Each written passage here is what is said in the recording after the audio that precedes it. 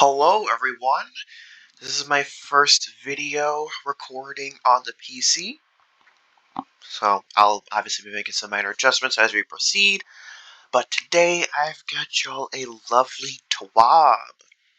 I know I'm late to the party, but I was working good old a late shift last night, so we're gonna have a look at this TWAB together.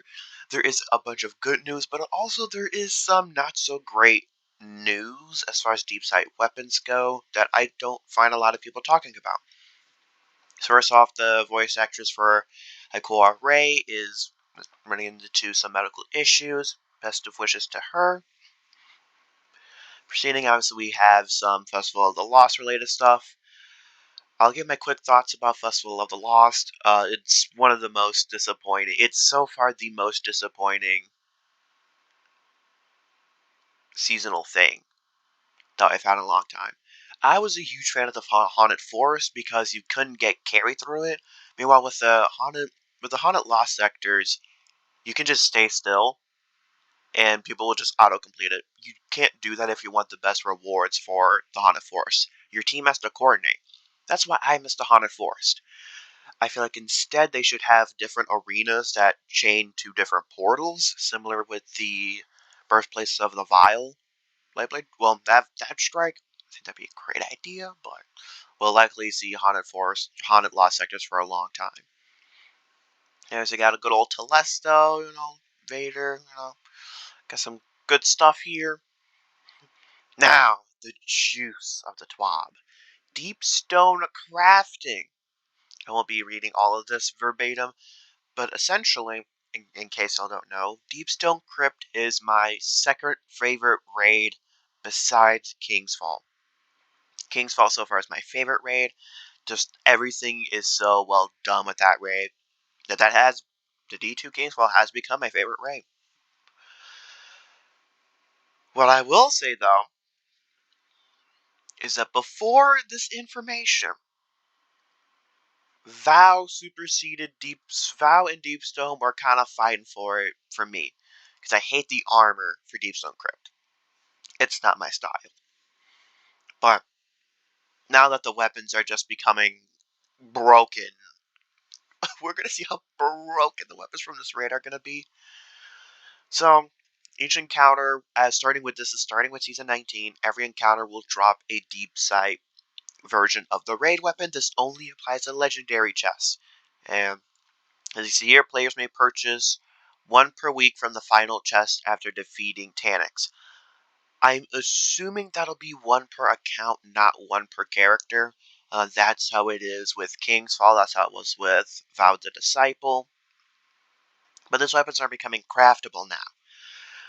Without talking about these, new perks that are kind of popping up, enhanced reconstruction. That's all I gotta say. Especially with like Heritage, if you put backup mag on that, I would not be surprised if you could have all of your ammo in one magazine. Which is insanity. It is broken. And I'll be honest, Heritage is still, for me, one of the best kinetic special weapons in the game. That being said, there are some snipers that I do think are better, because obviously range. But from my experience, there is at least no legendary fusion or shotgun that comes close to Heritage. I was using Heritage for day one. That precision damage was massive. And even on day one, it was like one or two tapping those knights that spawn the brand and totems. That shotgun is good. And I had the reconstruction recombination roll. I could never get the range mass to work, despite me having like 54 clears in the raid. What I will say is I'm glad they're updating its perk pool because there was nothing that good in the alternate slot other than like reconstruction. Because there's like dual loader and like other stuff that just didn't vibe with me. So I'm glad that we're getting new perk additions. For example, as you can see, Heritage, Reconstruction, Focus Fury. And from what I remember, Focus Fury makes the precision shot damage do a lot more damage. Which for obvious reasons, is kind of broken since from what I remember, I believe Heritage is a precision frame shotgun, so it already does more damage when you're like zooming in and everything. As far they do not mention this, but I am not sure if weapons like Commemoration and Bequest are actually going to be that useful. I can't really think of any perks that would make at least the machine gun better than like corrective measure, for example, or even like the stasis machine gun is pretty good. I really don't. If there was a perk that gave it volatile rounds, then yes, it definitely would be. I just don't think it can really hold up to other machine guns in the game, even non-exotic ones. And as far as Bequest goes, most swords have kind of fell out of style due to Eager's Edge. Falling Guillotine is good. If they gave the sword Vorpal Weapon, it might be better. I forget what frame it is though, but Crown Splitter is one of the highest DPSing swords in the game, even still. But no one pays attention to that sword. It's Titan specific, but Crown Splitter is still one of the best swords when it comes to damage. Now, posterity. So I'm glad that posterity is getting its perk update because arcane cannons right now are really terrible. I'm not a huge fan of the Katana and the Soros one, and I'm pretty sure those are the only arcane cannons in the game besides posterity. Am probably missing one, but I kind of missed having a good arcane cannon that doesn't fire slow and doesn't reload super slow and everything. And it's getting Rampage, which is going to be ramping up that damage. And Volt Shot is essentially a better version of volatile rounds. After you reload, it'll make a target jolted, which is really good for like arc builds or whatever. And then Trusty. Trusty has been my favorite Solar Scout rifle for such a long time. The one that kind of came close was Staccato, and man, that Staccato with explosive payload and incandescent is pretty nice. And Trusty getting rapid hit and incandescent. Whew. I'm gonna be honest. I will probably be looking for the Heritage Reconstruct. I'll probably be going for Reconstruction and Focus Fury. I don't normally go for Rampage on any weapons. I mostly go for Frenzy and Feeding Frenzy. So I'll definitely go for Volt Shot on Posterity though. If for Trusty, I'll likely be going for Reconstruction Incandescent. But the fact that these weapons are going to be craftable, have those enhanced perk, Trusty is going to be busted. Posterity is going to be busted. And Heritage is just, they're going to have to nerf Heritage. Like, I don't understand. Because that shotgun does so much damage. Because, like, keep in mind, you can do things like an Heritage and Legend of Acreus combo. And you are going to have some fat DPS. Just rounding off shots with Heritage, switching back to Acreus, and then by the time you switch back to Heritage, it's already ready and raring to go. Now this is where the more worrying stuff with the TWAB comes in. Everybody, paid attention to the nice, new Deepstone Crypt stuff. I was more so paying attention to the Lightfall crafting. Warning only ahead of time, the very most prominent thing I noticed. Shirochi. They outlined it as a problem. Expect this to be patched out with Lightfall. I'm assuming they're going to turn Shirochi into the Thrallway situation. There are still two spots that I don't think they have a way of touching exactly. One of them, there's a mission in Shadowkeep that you can do. I hate Shadowkeep, so I don't do it. So I don't know the exact mission, but the beginning section of Grasp of Avarice is actually a really good way, especially like if you're on Warlock, you can well, get your weapon that extra damage bonus to really one-tap things. You can even do bubble and spam that if you're a Titan, and if you're on Hunter, you can spam tethers. However, I don't recommend running Hunter because some of the times for tether, those void explosions will not count towards your weapon progress. So I normally use Titan for mine, so I can bubble, overshield, weapon damage bonus. I normally run Helm of Saint 14, so I don't have to barricade as much. And if I need to, I can use a throwing melee and get myself a quick, overshield. But they're going to be patching our Shurichi. Shurichi currently is the best way to level up your weapon. What I'm kind of hoping for with this statement of, well, this can be fun for some, it's tedious, all that stuff. There are no methods to increasing weapons level outside of equipping it. I don't know how they're going to exactly take a look at that. I'm not sure. However, what I'm kind of hoping is that they boost up the progress you get for completing Strikes, Gambit, and Crucible matches. I wish they'd increase the bump up a bit more, incentivizing you to use that weapon during those activities,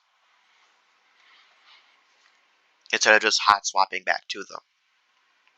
And they're looking at deep side weapons. It looks like they are going to be nerfing the drop rate for those. I mean, like, deep side weapons are far too common. And then freeing up vault space for them. I don't know if this will... I'm pretty sure they stated that you will want to finish all your deep side stuff before Lightfall.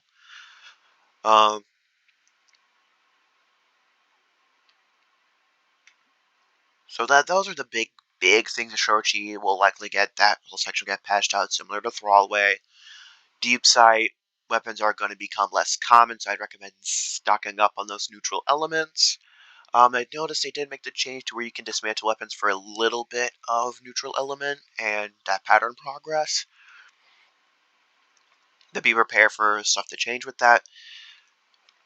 A good change. Crafted base weapons outclass adept weapons. What they're going to be fixing, as you can kind of see down here, they'll be giving the new Lightfall raid adept weapons access to enhanced perks. Meaning, what I hope to see is that raid adept weapons will drop already enhanced perks, because that's going to be so much RNG to go through. Because already, remember with like the whole heritage situation, as far as that taking a super long time to get the specific god roll for it. Imagine just like having to you get the god roll, but it's not the enhanced version. I'm hoping that they dropped enhanced perks, but the actual enhanced perks are randomized. I feel like that's fine. I don't mind not being able to craft adept weapons. I think that's perfectly fine. Now, strategy to reduce loadout stress. Reduce player incentives to equip a suboptimal deep side of crafted weapons. I have no ideas on how they can do this. But it is what it is, I guess. Just a side note.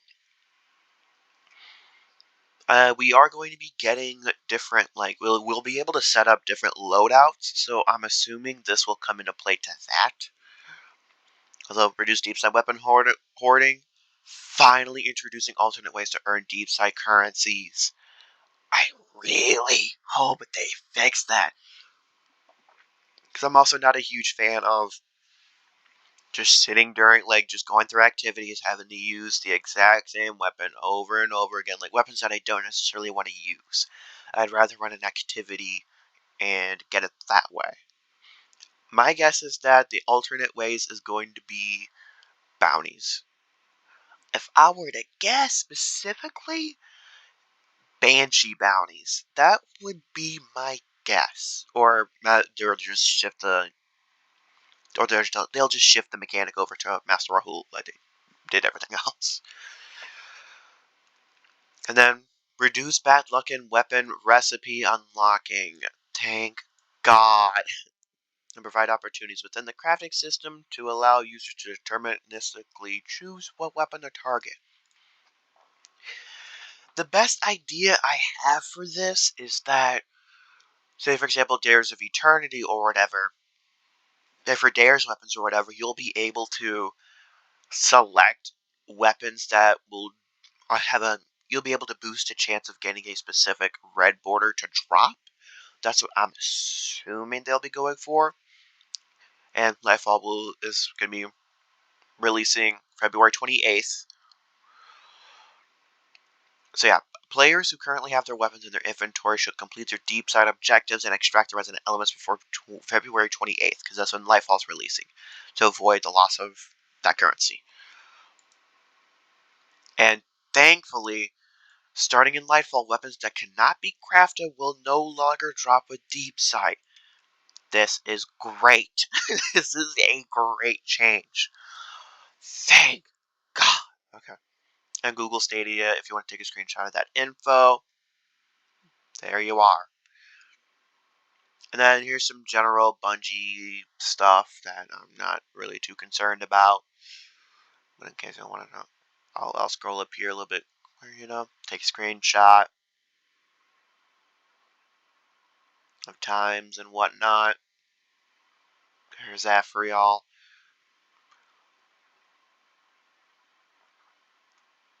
And the Prime Gaming stuff, I don't generally touch, but there you are if you want to see it. And they are aware of some issues with spectral pages. So these are important if you're running into spectral page issues. So just highlighting that so y'all can see that if y'all running into more issues, y'all might have to do that. And we are getting another hotfix on Tuesday. I don't know what this hotfix is going to entail, but some known issues: certain shaders are incorrectly applying to the mech-themed armor. I noticed that with the Titan helmet. It weirdly applies mesh textures with some shaders. I don't get why. So their flesh shader, that is the Flawless Kingsfall shader. I have heard about this issue. I have not done the Raid Flawless yet. Then a Season 16. Oh yeah, the Intended Authority. I actually noticed this. The emblem that drops when you get the Crucible ornament for the seasonal grenade launcher drops an older emblem, which that emblem looks cool, but what does a new one look like? And then another Vessel of the Lost issue. And then the whatever this exotic ship, the source is inaccurate. Okay. But that's kind of it for the TWAB. Juicy stuff, Season 19, Deepstone craftable weapons with new perks. Deepstone kind of needed it. I wish we got like a hard mode, not necessarily a master mode, because I don't want champions, but I would like a hard mode. Not I'd rather not master because I don't want champions. The only reason why King's Fall is as challenging as it is because of champions. I still think that Vow is harder overall than Master King's Fall. But on that note, we're gonna end this good old TWAB session here. And side notes, it'll be a little while before I post again. Just gonna give y'all a heads up. My PC can't handle streaming or recording Destiny 2 because of my RAM and my CPU. So that's kind of an issue. However, though, quick announcement: God of War Ragnarok is releasing next week, I think. Either releasing next week or the week after. I will definitely be playing that and posting playthroughs of it here on the channel. So just be prepared to expect that. My quality will probably dip due to when I got that fresh, that nice, clean reaction for all. But on that note, I'm a peace out and good luck, Guardians.